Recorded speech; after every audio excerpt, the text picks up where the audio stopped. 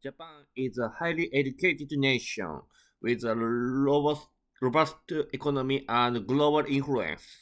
Yet, when it comes to English proficiency, it consistently ranks low among non-native speaking countries. Today, we break down the structural, linguistic, and cultural reason behind this phenomenon. Let's look at the data. According to the EF English Proficiency Index, Japan often falls into the low proficiency band, despite mandatory English education starting effectivity in elementary school. The practical output remains statistically lower than its neighbors. The first major barrier is linguistic distance. English uses a subject verb object SVO structure. Japanese used subject object verb SOV.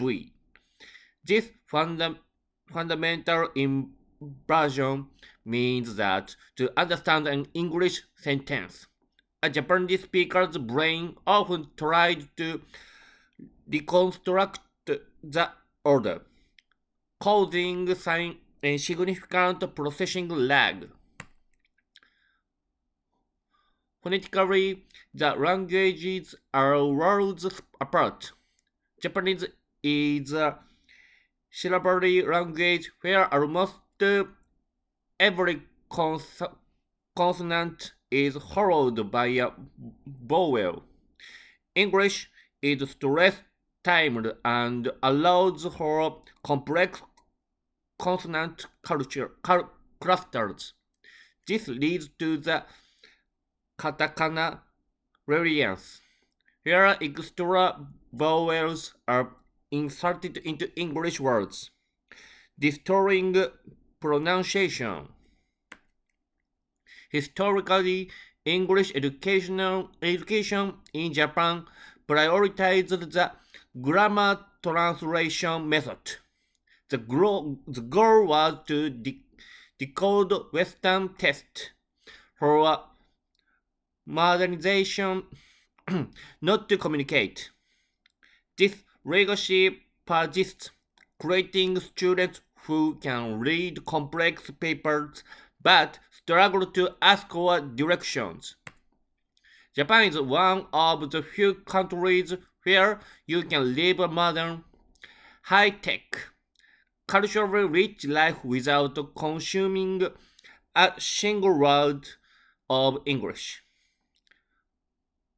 Domestic content, books, movies, websites is entirely self-sufficient. This lack of survival necessity reduces the motivation to learn. Culturally, there is a strong emphasis on correctness and fear of losing faith. In language learning, making mistake is essential for growth. However, the reassurance to speak perfect English often silences Japanese learners before they even utter a word. Many learners chase the illusion of the native speakers. They obsess over American or British accents rather than focusing on global intelligibility. English is a global tool, not the property of a single nation. Shifting this mindset is crucial. So, how do we solve this? First, the ratio of learning must shift. The typical Japanese curriculum is 90% input. Professional acquisition requires balancing this. Active recall and speaking practice must take precedence over passive listening. Second, develop a tolerance for ambiguity. You do not need to understand every single word to grasp the context. Training the brain to fill in the gap is a skill that separates fluent speakers from perpetual students.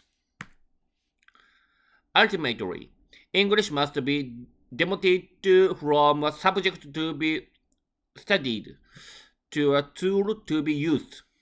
When the goal shifts from passing a test to accessing global information, the brain's retention mechanism changes entirely. Thank you for investing your time in your own growth today. For deeper insights, I have prepared a resource list including my homepage, detailed articles on notes, and published ebooks. All links are in the description below. Please subscribe if you found the valuable. I look forward to connecting with you again. Thank you for listening.